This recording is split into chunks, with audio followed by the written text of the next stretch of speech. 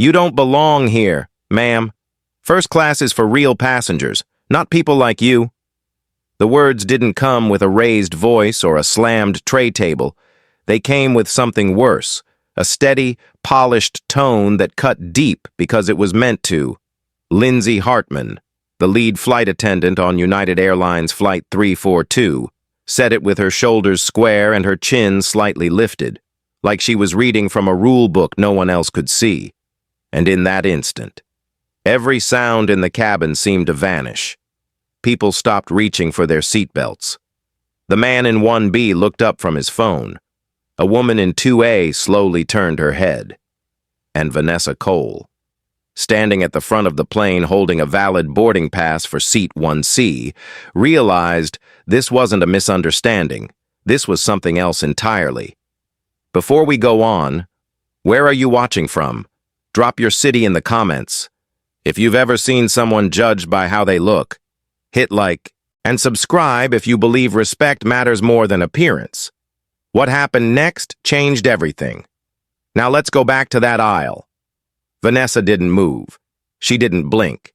She held up her phone with the boarding pass clearly displayed. Seat 1C, she said calmly. Confirmed. First class. But Lindsay didn't lean in. She didn't look closer. She simply folded her arms and replied, "Let me get a supervisor. I've seen this before." That last sentence wasn't protocol. It was judgment. The kind that tells you loud and clear, you've been sized up, and in someone's eyes, you came up short. Vanessa didn't argue. She stepped aside as requested, carefully placed her carry-on next to her feet, and stood quietly in the front galley, just a few feet from her empty seat. She didn't scowl. She didn't make a scene. Instead, she pulled out her phone again and made a brief call. One line. No emotion. It's happening. 11 minutes. She ended the call and put the phone back in her jacket, behind her. The cabin buzzed, not with noise, but with glances, with people pretending not to watch. A few shifted in their seats. A middle-aged man in 1D looked down, uncomfortable. A woman in 2B whispered something to her husband, and the older woman in 1A, a white blouse, pearl earrings, hair swept into a tight bun, shook her head slowly and murmured, "Here we go again." Lindsay returned, this time with Brooke Simmons, the junior flight attendant, in tow. Brooke's face looked uncertain, but she stayed quiet. Lindsay leaned closer to Brooke and said under her breath, but not quiet enough, "She's trying to sneak into first class. Says she belongs in 1C. Vanessa heard every word, but said nothing. She wasn't trying to prove herself. She was watching, taking it all in. Brooke checked the manifest on her tablet and frowned. "It does say 1C, she whispered. Lindsay waved her off. "We'll double-check it with the gate. Stay alert." The gate agent, summoned by intercom, walked in a minute later, a younger man with a clipboard and a polite smile. He asked Lindsay for the name. Lindsay answered for Vanessa without turning around. "Claiming seat 1C, but we're not sure it's valid." The agent blinked, looked at the boarding pass on Vanessa's screen, scanned it again, then nodded. "It's valid. Cleared. That's her seat." Lindsay looked stunned for a split second, then recovered. "Well, sometimes the system glitches," she muttered. "It happens." She didn't offer an apology. She didn't ask Vanessa to take her seat. She turned and walked away. Brooke remained, visibly uncomfortable now. Vanessa still didn't sit. She waited, watched. She wanted to see what would happen next, not because she was testing anyone, but because moments like this reveal what people really believe. And the cabin was full of belief. Quiet, unspoken, loaded belief. Barbara Whitman, seated in 1A, glanced at Vanessa again and said with a soft scoff, "Entitlement is getting out of hand these days." A man a row behind her chuckled. Janet Rowe, seated in 2C, younger, East Asian, sharp eyes. Egan discreetly recording with her phone. She'd seen this before. She knew what it was. Vanessa remained upright. Her face was neutral, but her presence, calm, composed, undeniable, started to shift the air in the cabin. It was no longer just about a seat. It was about what that seat represented. United Airlines Flight 3. 42 wasn't in the air yet, but a storm had already begun, one built not of wind or turbulence, but perception, judgment, assumptions. And as the flight crew continued prepping, unaware that their moment of truth had already begun. Doctor, Vanessa Cole stood quietly beside the galley, saying nothing, and meaning everything. Vanessa stood quietly near the galley, hands folded loosely in front of her, eyes steady, posture calm. She didn't need to explain herself. Not now. Not to this crew. The seat with her name on it. 1C sat just 10 feet away, still empty, still waiting. But the space between her and that seat had become something much larger, a space filled with doubt, assumption, and silence. Around her. The cabin stirred in quiet discomfort. No one spoke directly to her. No one offered her their voice. Yet everyone was watching. Lindsay returned to the aisle with a fresh clipboard and a new burst of energy, determined to make it look like she was solving a problem instead of creating one. "We're just going to run one more verification," she said out loud, addressing no one in particular but making sure every passenger heard her. "Sometimes people book economy and get bumped up without clearance." Her words floated like smoke, vague enough to sound professional, pointed enough to land exactly where she wanted. A few heads nodded. A man in 2D leaned toward his wife and whispered something about airline fraud. Brooke stood behind Lindsay, her lips parted slightly, as if she wanted to say something but couldn't quite push it out. Her fingers fidgeted with the tablet clutched to her chest. She kept glancing toward Vanessa, her eyes darting nervously. It wasn't guilt yet, just uncertainty. She was still deciding what kind of person she wanted to be in this moment. Meanwhile, Vanessa said nothing. She didn't raise her voice, didn't explain her credentials, didn't flash her title. She just stood. That alone unsettled Lindsay more than she expected. The silence, the control, the dignity. It didn't match the narrative she was trying to sell. Lindsay stepped back into the galley, whispering sharply into the phone clipped to the wall. "Can someone from the gate double-check this upgrade? Passenger says she's in 1C, but I don't see anything about priority status." Her voice dipped low but carried just enough to keep the tone alive. The one that said we're dealing with something suspicious. Across the aisle.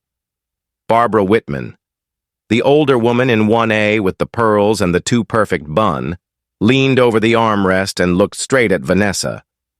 "Do you travel often?" she asked. Smiling without warmth, Vanessa turned toward her, nodded once, and replied evenly. "Often enough."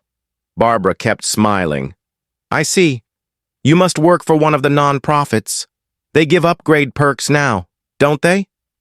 The implication hung between them like a curtain.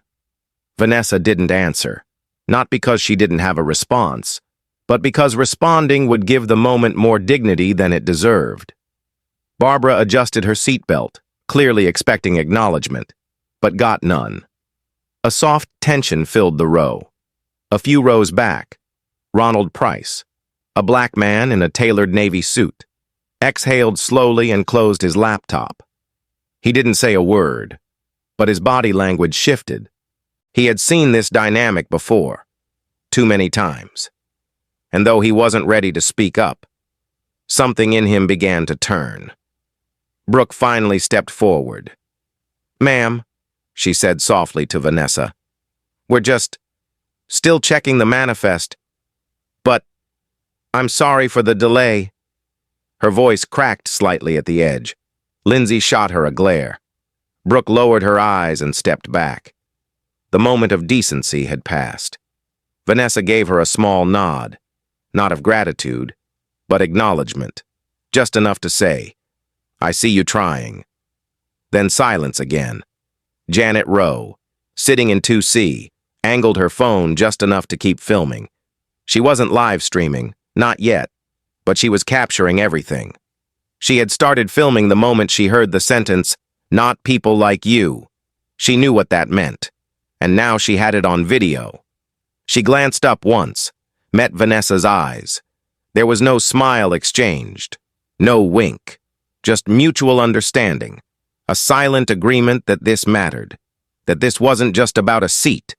At the rear of the first-class cabin, Captain Glenn Roberts stepped out of the cockpit for a moment, stretching his back. Unaware of the quiet storm forming ahead, he scanned the aisle, caught a glimpse of Lindsay mid-conversation with a visibly tense passenger, and tilted his head. He made a note to check in later. But for now, he disappeared back through the flight deck door. Lindsay returned again, clipboard now shaking slightly in her hands. She was beginning to lose control of the narrative. Vanessa hadn't snapped, hadn't made a scene, but the temperature had changed. The passengers weren't chatting. They weren't sipping their sparkling water or flipping through in-flight magazines. They were watching. Everyone was waiting to see what came next. And that waiting, that silence, was heavy. Vanessa finally took a breath, then gently picked up her briefcase. Still without raising her voice, she asked Brooke a simple question. "Has my boarding pass been changed or canceled?" Brooke blinked. "No, ma'am. You're still in 1C. "Then may I sit down?" Brooke opened her mouth, but Lindsay cut in. "Not yet. I still need to confirm with management." "You've had 10 minutes," Vanessa replied calmly. "And I've been standing." It wasn't a challenge. It wasn't even frustration. It was a statement of fact, and it landed like thunder. Behind them. Someone coughed. Another adjusted in their seat. Janet's camera kept rolling. And then, as if on cue, a voice came through the cabin intercom. It wasn't the captain. It wasn't the gate agent. It was from the ground operations manager, a name some of them didn't recognize, but a tone that sounded firm. "Ms. Hartman, please remain where you are. Do not proceed further until you receive clearance." Lindsay's face froze. Brooke's eyes went wide. Vanessa didn't move, but something subtle changed in the way she held herself. It was beginning, and the cabin knew it. There was a moment, right after the voice on the intercom broke the tension, when the cabin seemed to hold its breath. Lindsay stood frozen beside the aisle, gripping her clipboard like it was armor. Her lips parted slightly, but no sound came out. The calm assurance she wore earlier had slipped, and what was left behind was a woman beginning to realize she may have just crossed a line she couldn't walk back. Brooke stepped away instinctively, her hands now clasped in front of her like she was bracing for impact. She didn't look at Lindsay. She looked at Vanessa, and the look said everything. It said, "I didn't stop it. I should have." Vanessa remained near the galley, still standing, still composed, though the weight of the moment had grown heavy in the air. She didn't glance at the passengers. She didn't posture. But the way she adjusted the strap on her briefcase and squared her shoulders spoke volumes. Every move was deliberate, calm, but unmistakably clear. She was no longer waiting to be allowed back to her seat. She was simply watching what they would do with the truth. Then came footsteps. Not rushed, not frantic, measured, intentional. Cynthia Lake stepped into the cabin, not with a clipboard or headset like a standard gate agent, but with a sleek navy blazer and the unmistakable presence of someone who didn't answer to middle management. She was United Airlines Director of Customer Experience for the Northeast region, and she didn't travel unless something serious had happened. Lindsay turned first, as if sensing it before she even saw her. "Hi," Yes, she said quickly, almost too brightly. There's been some confusion about a boarding issue. A woman attempted to take seat 1C, but we couldn't verify her priority status. Cynthia held up a hand, not rudely, but with authority. Ms. Hartman, I'm aware of the situation. Her tone was calm, clipped, not open for negotiation. She turned to Vanessa. Dr. Cole? Vanessa nodded once. Yes. That was all. Just one word. But it was like a spotlight cutting through fog. Barbara Whitman in 1A suddenly sat straighter. Janet Rowe blinked twice, realizing what she was seeing. Ronald Price leaned forward, his jaw tight. The weight of those two syllables, Dr. Cole, settled in like a thunderclap muffled in velvet. Cynthia nodded back. Thank you for your patience. You can return to your seat now. No explanation, no apology. Yet, just clarity. Brooke stepped forward, looking rattled. Wait, she's cleared to sit? Lindsay snapped. No one told us. That's enough, Cynthia said, without raising her voice, but somehow, the entire row heard it. Let's step into the galley. It wasn't a request. Lindsay hesitated, then turned stiffly and followed her down the narrow hallway. Brooke lingered for a moment. Dr. Cole, she started, then stopped. Her voice cracked. I'm sorry. Vanessa looked at her, not with anger, but with the kind of calm that comes from seeing everything clearly. You still have time to choose who you are, she said gently. Every day. Brooke swallowed hard and nodded. Then she stepped back and let Vanessa pass. And just like that, Vanessa returned to 1C. She didn't throw her bag down. She didn't sigh. She simply placed her case beneath the seat, sat with grace, and fastened her belt. The silence that followed was louder than anything. Not a whisper, not a breath. Every passenger in first class watched her, and saw her differently now. Ronald Price cleared his throat and looked over. Dr. Cole, he said softly, would you like the aisle to yourself? I can switch with someone. She turned slightly, offered a polite smile. No need, she said. I'm comfortable. 2 rows back. Barbara fidgeted with her necklace. She didn't make eye contact. She reached for her water, her hand slightly trembling. Across the aisle. Janet finally lowered her phone, not because the moment had ended, but because she realized the story was no longer about the injustice. It was about what happened after. Cynthia and Lindsay re-emerged from the galley. Cynthia walked ahead, collected, professional. Lindsay followed, her face pale, her posture stiffer than before. She didn't look at Vanessa. She didn't look at anyone. She turned sharply and disappeared into the rear of the cabin. Brooke remained, standing quietly near the jump seat. Then came another voice, the captain's this time. Ladies and gentlemen, this is Captain Glenn Roberts speaking from the flight deck. We're experiencing a slight delay in departure. Thank you for your patience. His tone was standard, professional, practiced. But something in the pacing betrayed him. He knew something had gone wrong, and he knew passengers knew it too. Cynthia walked forward and spoke briefly with the captain through the open door. When she returned, she made one last stop at row 1. She knelt slightly beside Vanessa's seat. Dr. Cole, she said in a low voice, we'll be making this right. Vanessa looked at her, steady.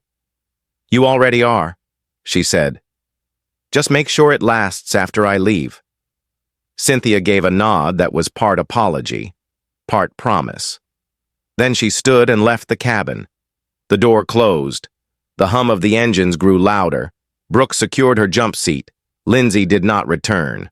And in row 1, Vanessa Cole sat quietly in her seat.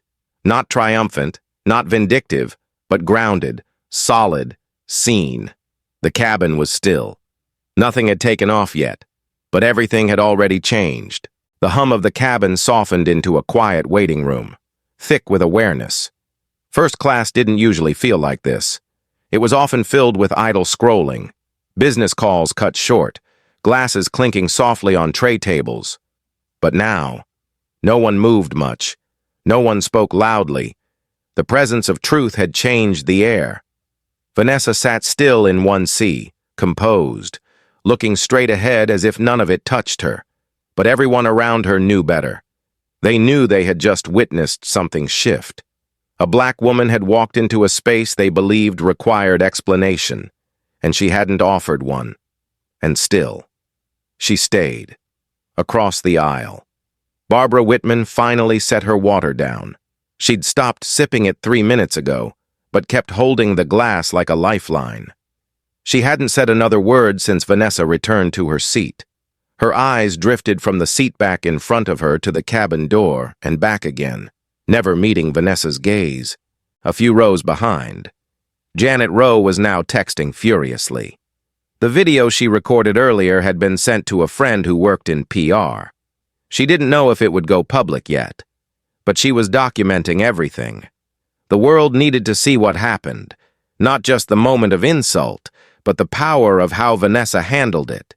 Then, from the front galley, came a new presence. Not Cynthia this time, someone else. A tall man in a dark gray suit stepped into the cabin and made his way down the aisle with the kind of walk that said he didn't normally show up here.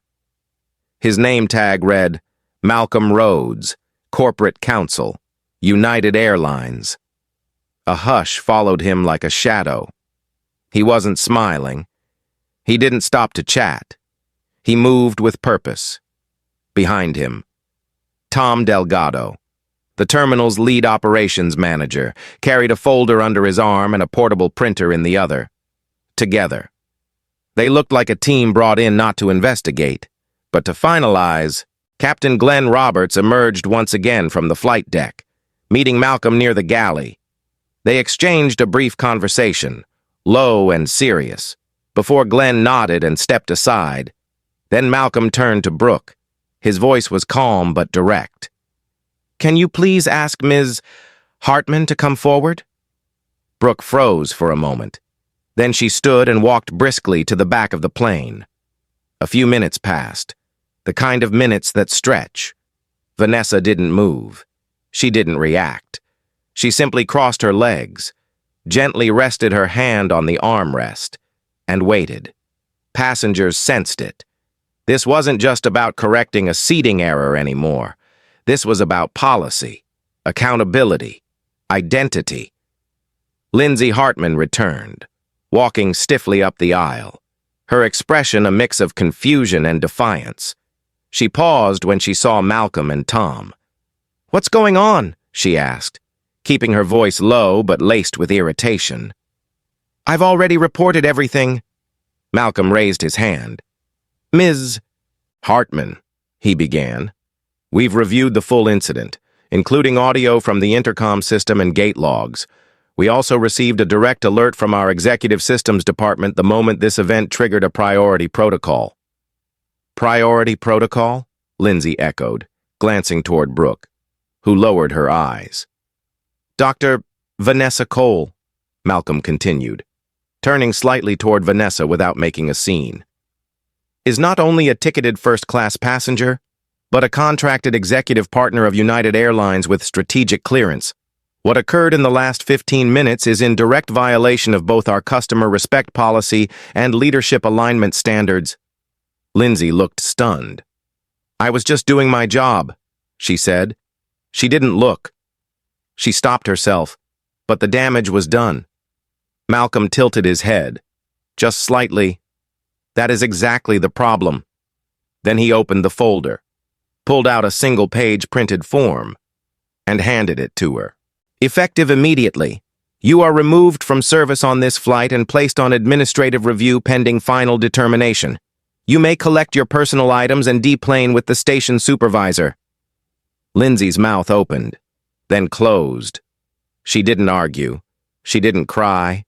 She simply stood there, for a moment longer than she should have. and turned around.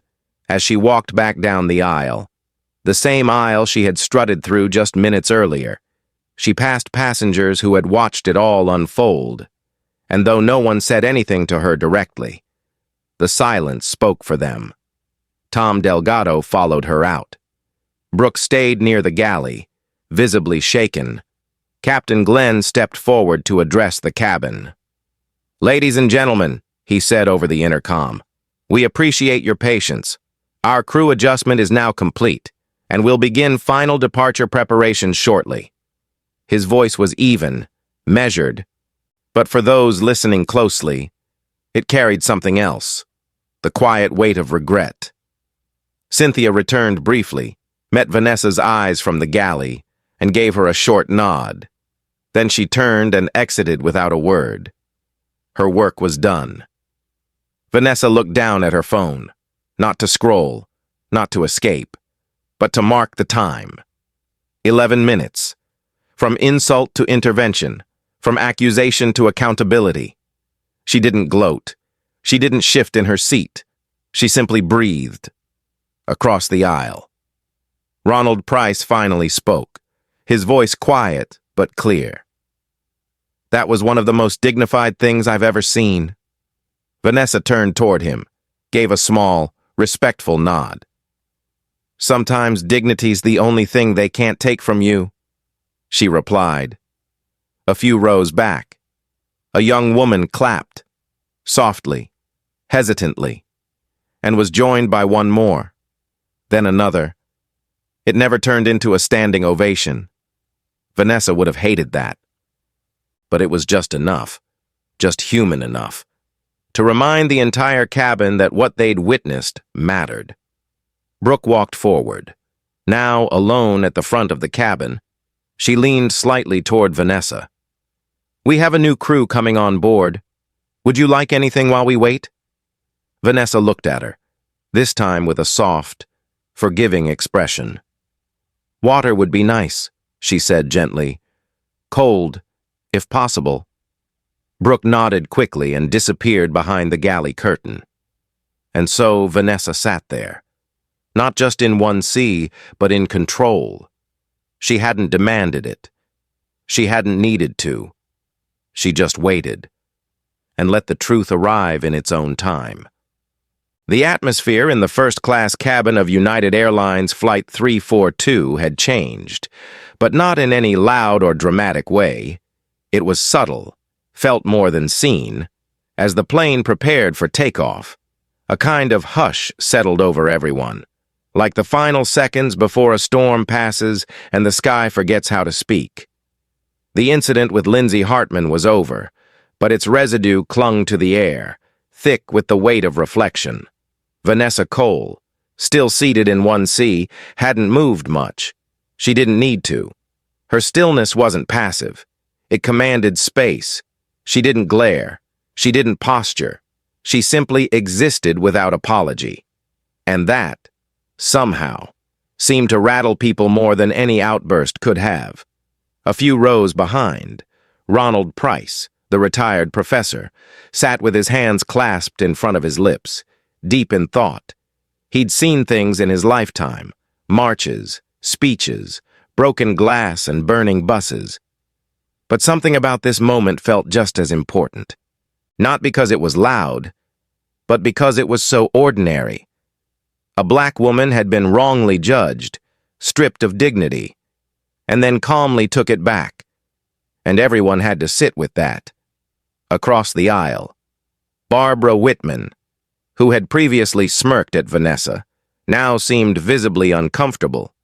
Her arms were folded, eyes flicking left and right, like she couldn't quite decide where to look. She wasn't used to being the one people judged, not in this cabin, not in this zip code. Her son had texted her earlier, something about a client meeting. She considered replying, but her fingers hovered over the phone and then retreated. What could she say? That she'd just witnessed what quiet grace looks like? Or that she'd failed to offer even basic decency? Barbara had always seen herself as a fair person, but fairness isn't fairness if it folds under assumptions.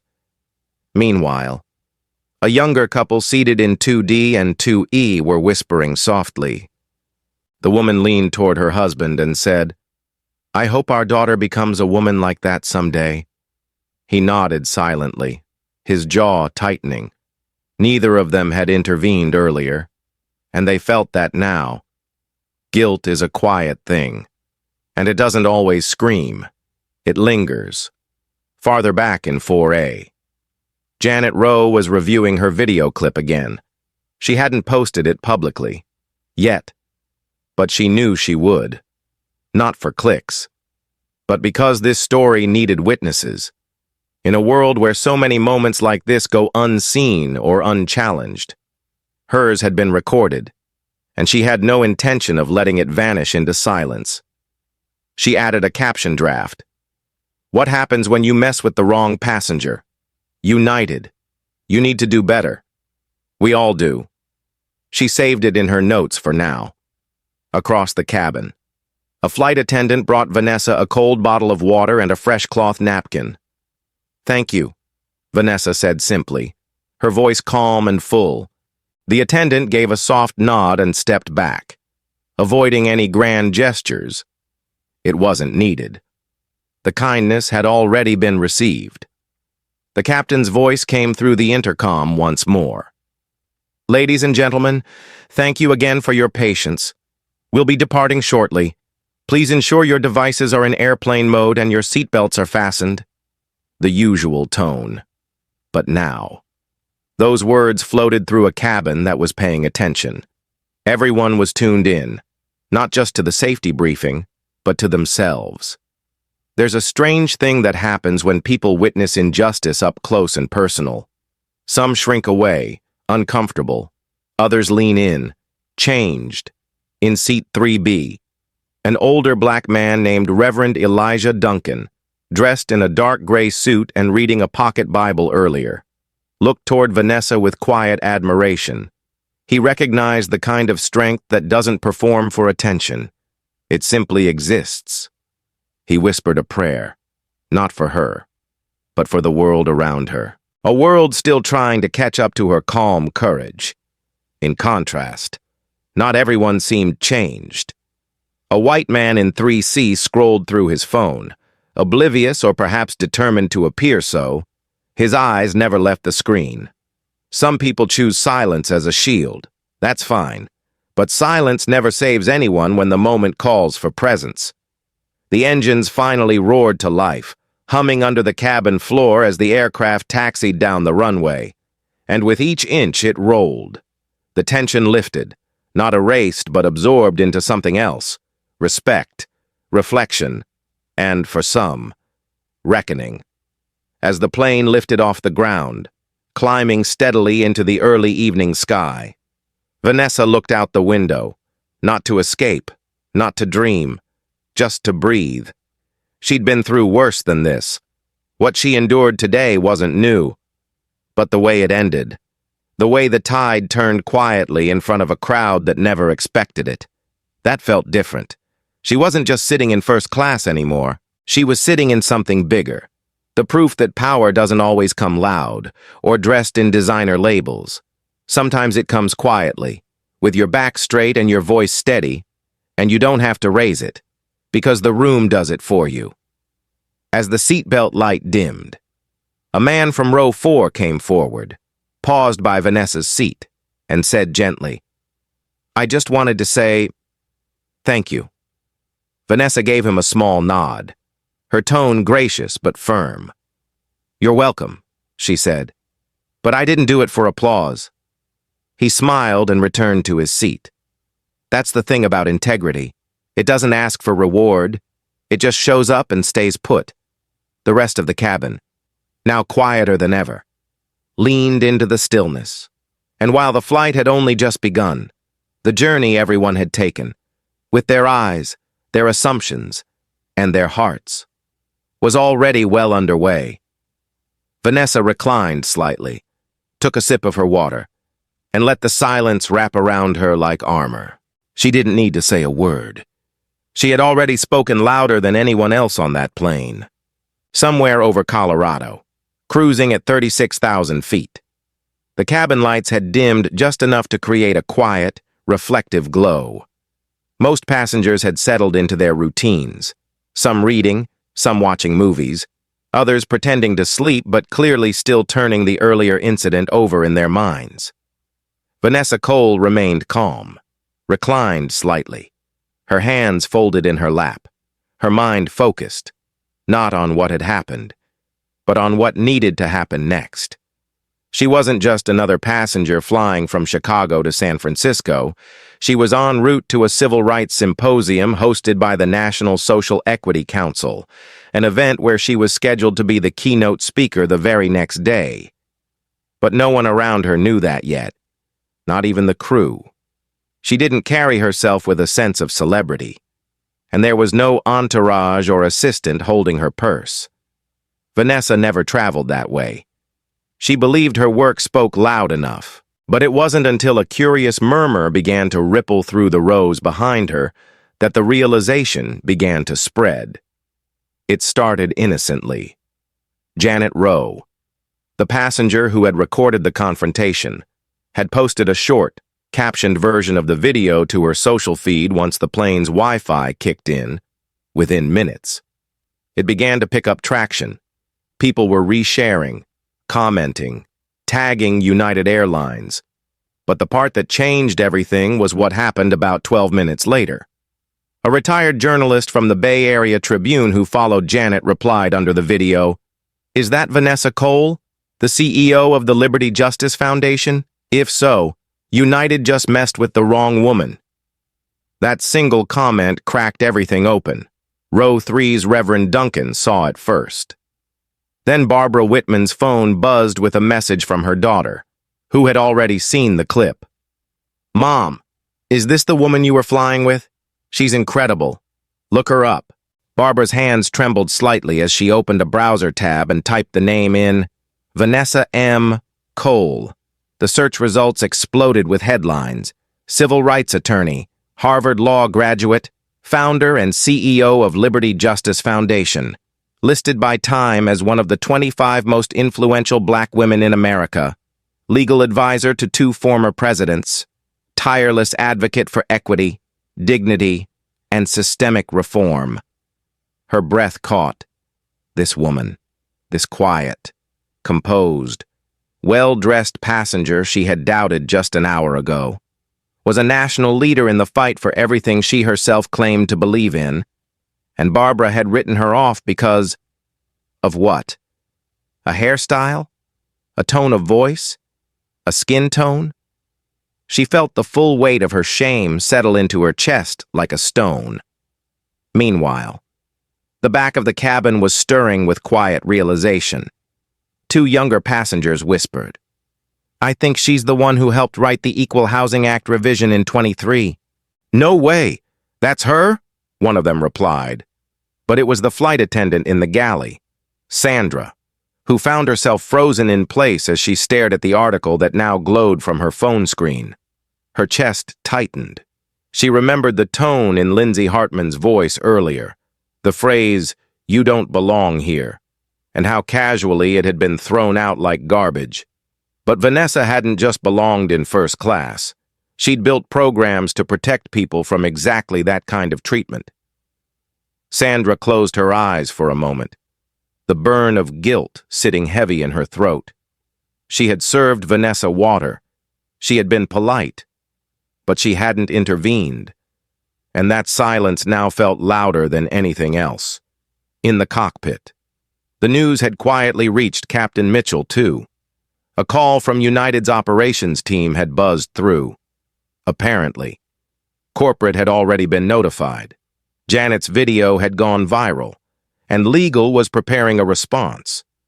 The captain nodded to himself. He looked down the long aisle from the cockpit door and shook his head. "She gave every chance for grace," he whispered, "and we failed to give it back." Back in 1C, Vanessa was well aware of the ripple she had triggered, but she never once reached for attention. She didn't gloat. She didn't turn around and ask for acknowledgement. That wasn't her style. Her power came from restraint, from letting truth do the talking. And in this case, Truth was spreading. Silently. Virally. Righteously. Ronald Price. The retired professor in row 2 leaned forward and finally said what many had been thinking. "Ma'am," he spoke gently, "I just want to say, it's an honor to be on this flight with you." Vanessa looked up, surprised, and smiled. "Thank you," she said kindly, "but I'm just a passenger." "Maybe," he nodded, "but you reminded all of us who we really are when no one's watching." She paused for a moment, touched. Then she added, "I didn't come here to teach anyone a lesson. I just came to get to San Francisco in peace." The honesty in her voice hit differently than any speech could. And yet, it was more powerful than most speeches people had ever heard. From across the aisle, a man who hadn't even looked her way earlier now offered her his business card. "If your foundation ever needs corporate partnership, I'd be proud to support it." Vanessa accepted the card graciously, but tucked it away without promise. Her work had never been about donors or praise. It was about progress, slowly, quietly, seat by seat. The passengers of Flight 342 began to shift, not because Vanessa had demanded it, but because she'd shown what dignity looks like when it refuses to be diminished. And that, more than any press release, was what would haunt United Airlines for weeks to come. The seatbelt sign chimed on again as the plane prepared to descend into San Francisco. The cabin lights brightened, but even before they touched down, a transformation had already happened, not just in the flight crew, but in every passenger who watched a quiet woman absorb injustice and respond with poise instead of fury. Vanessa didn't need headlines. She was the headline, and everyone on that plane now knew it. The cabin was quiet, eerily so. As United Flight 342 taxied toward the gate at San Francisco International Airport, but it wasn't the usual stillness that came after a long flight. This silence carried weight, reflection, regret, awakening. Passengers in first class, who had once exchanged awkward glances or looked away entirely, now found themselves sneaking respectful looks toward Vanessa Cole, the woman who had been told, just 11 minutes before, "You don't belong here." But now, everyone knew exactly who she was. Not just a passenger, not just a black woman. She was the newly appointed interim director of inclusion and ethics at United Airlines. And after everything that happened on this flight, no one would forget that name again. Vanessa remained composed as the plane came to a full stop. She didn't rush to gather her things. She stood gracefully, adjusted her navy blazer, reached for her leather tote, and stepped into the aisle. A man from row 1B, who earlier hadn't said a word while she was being humiliated, now stood up and quietly said, "Ma'am, I'm sorry. You didn't deserve that." She gave him a soft nod, acknowledging his words without bitterness. But it was the woman in 2C, who had watched the entire scene unfold in silence, who now reached out and gently touched Vanessa's arm. "Thank you," she whispered, "for standing your ground, for showing us how to do it with grace." At the front of the cabin, Lindsay Hartman, the same lead flight attendant who had questioned Vanessa's right to be there, was no longer posturing with confidence. Her face was pale, her eyes lowered. She held her hands tightly in front of her, fidgeting with her watch strap like a student waiting outside the principal's office. As Vanessa approached, Lindsay opened her mouth to speak, but nothing came out. Vanessa didn't stop walking. She passed her with the quiet dignity of someone who didn't need revenge to feel whole. Behind Lindsay, Captain Rollins stood outside the cockpit, hat in hand. He looked older than he had at takeoff, worn, humbled. "Miss Cole," he said, voice low but sincere, "I offer you my full apology and full responsibility for what happened today. Vanessa stopped this time. She looked him in the eye and replied clearly enough for everyone in the cabin to hear. Captain, respect should never be situational. You don't offer it based on clothing, or skin tone, or titles. You offer it because we're human beings. He nodded. No defense, no excuses, just silence. She turned to go. As she stepped through the aircraft door and onto the jet bridge, a young flight attendant, one of the newer hires, who hadn't said much earlier, whispered, "Thank you for saying what so many of us couldn't." Vanessa offered her a smile.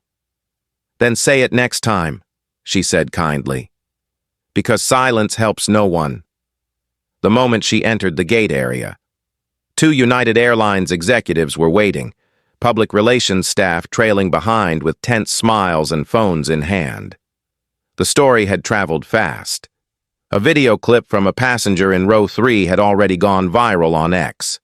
The caption read, "Black woman told she doesn't belong in first class, then fires the crew, justice served."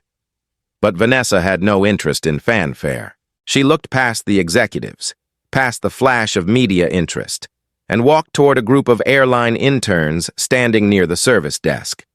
They wore matching blue United pins and looked nervous, unsure of what to say. Vanessa extended her hand to each one.